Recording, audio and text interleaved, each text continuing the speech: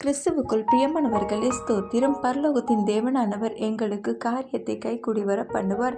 பிரியமானவர்களே, நெகேமியா என்பவர் மிகவும் சோகமாக இருந்தார். அப்பொழுது அர்தசஷ்டா ராஜா விசாரிப்புக்காரனாய் இருந்த நெகேமியாவை பார்த்து, என்ன ஆயிற்று, உடல்நிலை சரியில்லையா என்று கேட்டார். அப்பொழுது நெகேமியா, எருசலேம் என்னும் எனது நகரம் கொள்ளையடிக்கப்பட்டு பாழாக்கப்பட்டு இருக்கிறது. அந்த நகரத்தை எப்படியாவது கட்ட வேண்டும். என்ன செய்வேன்? நான் ஒரு அடிமை என்றான்.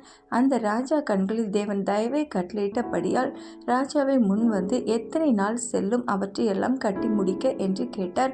குறித்த காலத்தை சொன்னார். ராஜா அவரை அனுப்பி வைத்ததும் அல்லாமல் அதனை கட்ட தேவையான அனைத்தையும் கொடுத்து அனுப்பி வைத்தார்.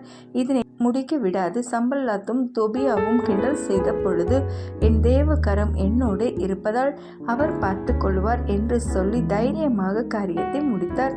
தைரியம் கொண்டு காரியத்தை செய்து முடித்தார். ஆகவே நாமும் தேவன் மீது நம்பிக்கை கொண்டு எதிர்ப்பவர்கள் முன்பாக செயல்படும் பொழுது தேவக்கரம் உங்களோடு இருப்பதை அவர்கள் காண்பார்கள். ஆமென்.